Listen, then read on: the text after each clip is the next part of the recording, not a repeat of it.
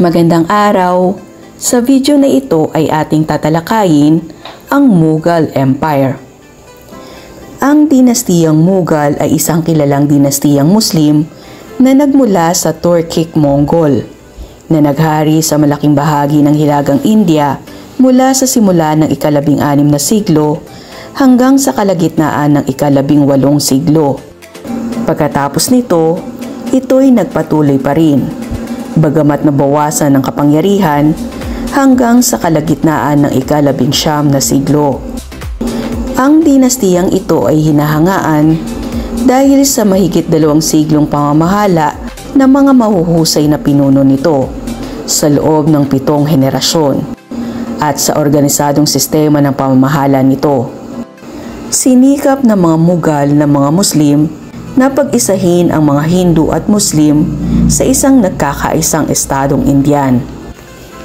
Si Babur o Zahir-ud-Din Muhammad Babur ay isang mandirigma at prinsipe mula sa Gitnang Asya na nagtatag ng Imperyo Mughal sa India.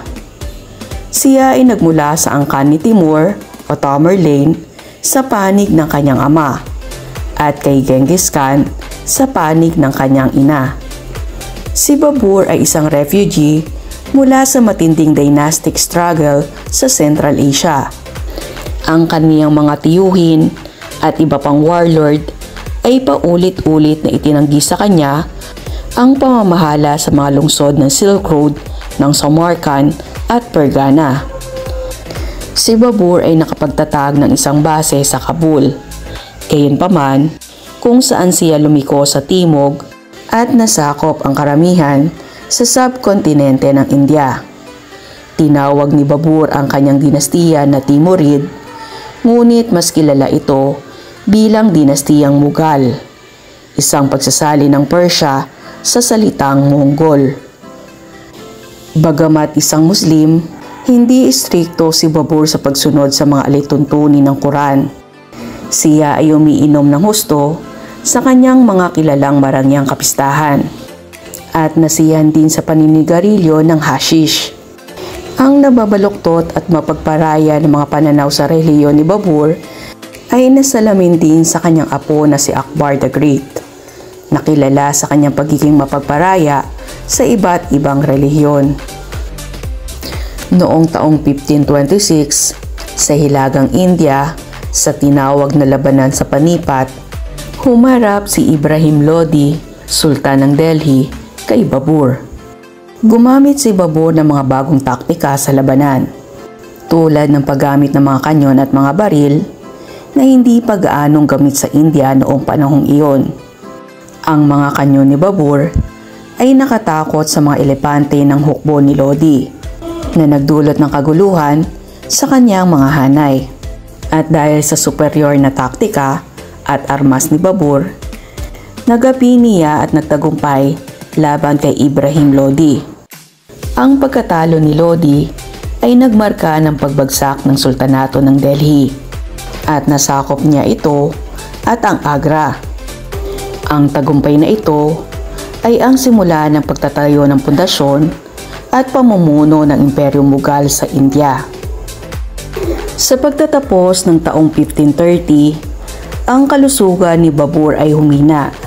Bagamat nagawa niya magtatag ng isang imperyo, hindi pa ito ganap na matatag at mayroon pa ring mga banta sa kanyang kapangyarihan. Sa gitna ng alalahanin na ito, nagkasakit si Babur at unti-unting humina.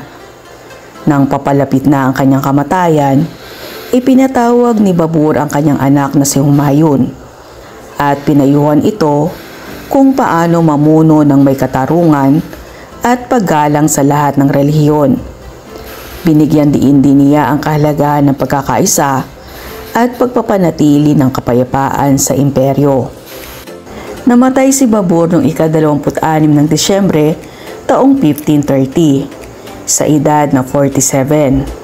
Ang kanyang pagkamatay ay nagdulot ng kalungkutan sa kanyang mga tagasunod at nag-iwan ng malaking hamon sa kanyang anak na si Humayun na nagmana ng isang imperyong hindi pa lubusang matatag. Ang kanyang panganay na anak na si Humayun ay lumaban sa pagtatangkang paupuin ng asawa ng kanyang tiya bilang emperador at umupo sa trono. Ang bangkay ni Babur ay ibinalik sa Kabul, Afghanistan, 9 na taon pagkatapos ng kanyang kamatayan at inilibing sa Baghi Babur. Si Humayun ay hindi isang napakalakas na pinuno. Noong taong 1540, tinalo ng pinuno ng Pashtun na si Sher Shah Suri ang mga Timurid at pinatalsik si Humayun. Nabawi lamang ng pangalawang emperador ng Timurid ang kanyang trono sa tulong mula sa Persia noong taong 1555, 1 taon bago siya namatay. Ngunit sa oras na iyon ay nagawa niyang palawakin ang imperyo ni Babur. Nang mamatay si Humayun matapos mahulog sa hagdan, kinoronahan ang kanyang 13 anyos na anak na si Akbar. Si Akbar ay kilala sa kanyang mga tagumpay sa militar at diplomasya. Tinalo niya ang mga labi ng mga Pashtun at dinala ang ilang hindi pa napigilang mga rehiyong Hindu sa ilalim ng kontrol ng Timurid. Nakuha din niya ang kontrol sa Rajput sa pamamagitan ng diplomasya at mga alyansa sa kasal. Si Akbar ang nagpatibay ng kapangyarihan ng Mughal. Ipinatupad niya ang mga proteksyon para sa mga magsasaka na siyang nagtaas ng kanilang produksyon at nagdulot ng mas malaking kita sa buwis para sa imperyo. Naglungsad siya ng mga kampanyang militar upang palawakin ang teritoryo ng Mughal. Ang mga prinsipe na nagpahayag ng katapatan sa kanya ay ginantimpalaan, samantalang ang mga tumaliwas ay pinatawan ng mabibigat na kaparusahan, pati na ilang mga mamamayan. Dahil sa pananakop ni Akbar, nakakuha ng akses sa imperyo sa mga lungsod pantalan sa Indian Ocean na nagdurugtong sa mga mangangalakal mula sa Arabia, China, Ottoman at mga Europeo na nagdala ng yaman, gaya ng pilak at mga pananim mula sa Amerika. Bilang isang Muslim, nagsumikap si Akbar na magkaroon ng panloob na pagkakaisa sa pamamagitan ng pagtatalaga sa mga Hindu sa mataas na posisyon sa kanyang pamahalaan, pag-aasawa ng isang babaeng Hindu at pagsasali ng mahalagang aklat tulad ng Mahabharata sa wikang Persian. Si Akbar ay isang masigasig na patron ng panitikan, tula, arkitektura, agham at pagpipinta. Bagamat siya ay isang nakatuong Muslim, hinikayat ni Akbar ang mga pagpaparaya sa reliyon at humingi ng karunungan mula sa mga banal na tao ng lahat ng pananampalataya. Nakilala siya bilang Akbar the Great. Pagdating sa sining, arkitektura at katatagan ng imperyo, binuo ng mga Mughal ang magagarbong gusali. Isa na rito ang Taj Mahal na ipinagawa ni Emperor Shah Jahan bilang musoleo para sa kanyang asawa na si Mumtaz Mahal na namatay habang nanganganak.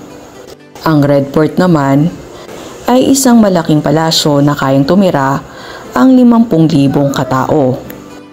At ang Peacock Throne na gawa sa ginto at mga mamahaling bato.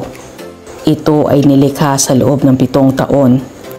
Sa loob ng unang 180 taon, nagkaroon lamang ng 6 na emperador ang imperyo na siyang nakatulong sa katatagan nito. Ngunit pagkatapos ng pagbagsak ng ika-4 na emperador na si Jahangir na naging adik sa alak at opyo, ang kanyang asawa na si Nur Jahan ang naging pinuno. Noong sinubukan ng isang general na agawin ang kapangyarihan, nilabanan siya ni Nur Jahan at pinigil ang rebelyon. Si Aurangzeb ay anak ni Shah Jahan at Mumtaz Mahal na naging emperador ng Imperyo Mughal mula taong 1658 hanggang 1707. Siya ang kinikilala bilang huli sa mga dakilang Mughal. Sa ilalim ng kanyang pamumuno, naabot ng Imperyong Mughal ang pinakamalawak nitong sakop. Bagamat ang kanyang mga patakaran ay nakatulong upang humantong ito sa pagkawatak-watak. Pagkatapos mamatay ni Aurangzeb noong taong 1707, mabilis na nagpalit-palit ng emperador.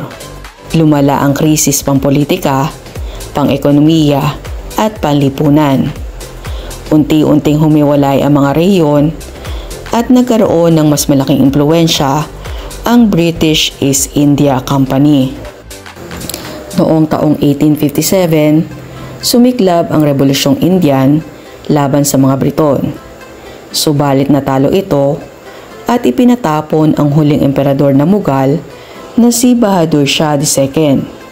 Sa ganitong pangyayari, natapos ang mahigit 3 siglong pamumuno ng mga Mughal. Ang India sa panahon ng paggalugad at kolonyalismo. Ang mga Mughal ay nagdala ng politikal at kultural na kapangyarihan sa Asya. Nagsimula ang paggalugad sa India nang dumating si Vasco da Gama na isang Portuges sa Calicut, India, kung saan nahati pa lamang ito sa 2 teritoryo ng mga Hindu at Muslim. Sa panahon ng paggalugad at kolonyalismo, ang Imperyo Mughal ay nagkaroon ng hierarkiya na nagmula sa Indian caste system, pagkat pinahalagahan ng Imperyo Mughal ang social harmony na base sa batas ng Islam. Higit pa rito, nagkaroon ng reforma sa administrasyon kung saan nahati ang imperyo sa iba't ibang probinsya at iba't ibang kagawaran. Gayon din, ang Imperyong Mughal ay pinagsama ang Muslim, Hindu at Persian na mga konsepto, paniniwala at kultura, pagkat hindi nila ipinilit ang tradisyong Islam sa kanilang sinasakupan. Sa kabilang dako, kaya naging matagumpay ang Imperyong Mughal ay dahil sa kanilang kasanayan sa iba't ibang pamamaraang moderno sa pakikidigma, lalo na sa paggamit ng mga baril. Tiyak na masasabi na sa panahon ng paggalugad at kolonyalismo, laganap ang karahasan, at ito ang pangunahing armas upang maging makapangyarihan na bansa. Maraming salamat sa inyong pakikinig. Hangad ko na mayroon kayong natutuhan mula sa paksang ating tinalakay. Hanggang sa muli, paalam.